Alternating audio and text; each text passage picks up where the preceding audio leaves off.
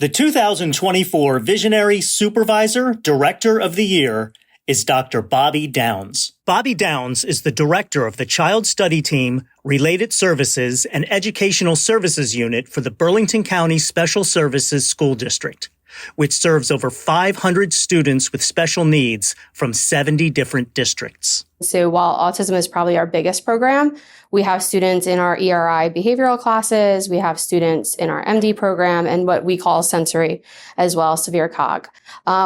We service students from preschool to age 21 with all a variety of disabilities and abilities. We have our 18 to 21 transitions program. So we're really trying to fit into the needs of what this county needs to be able to service our students.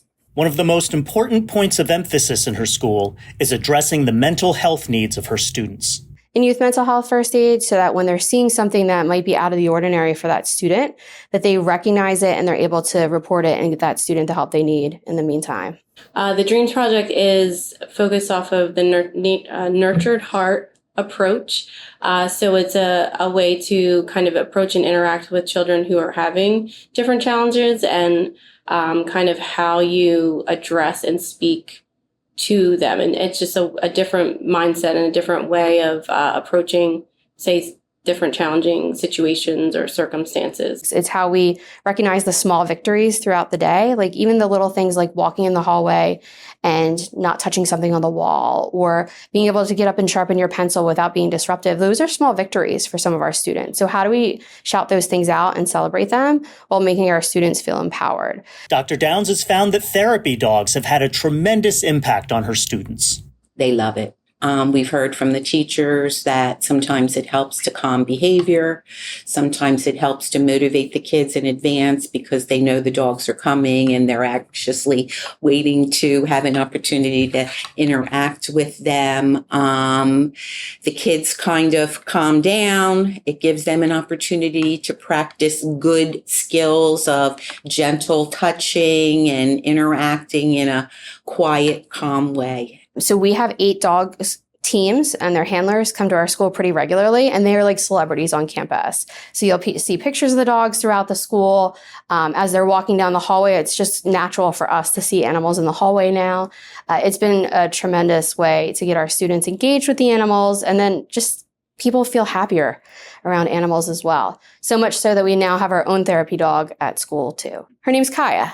And she's actually right now at our transitions program. So we've tied it in with their work-based instruction, and the students learn how to take care of the dog. I used to come to school feeling unhappy, always keeping to myself with my hood up, hardly speaking to anyone. But after encountering Kaya and Dr. Downs, the darkness that has surrounded me for so long vanished.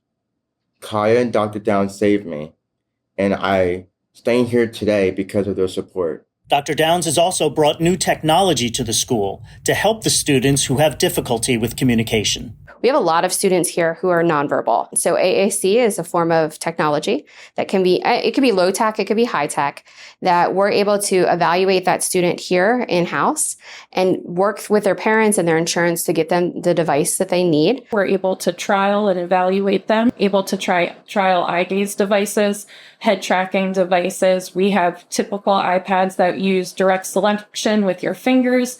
We have devices where switch access, where a child might use their elbow to hit a switch to activate a message.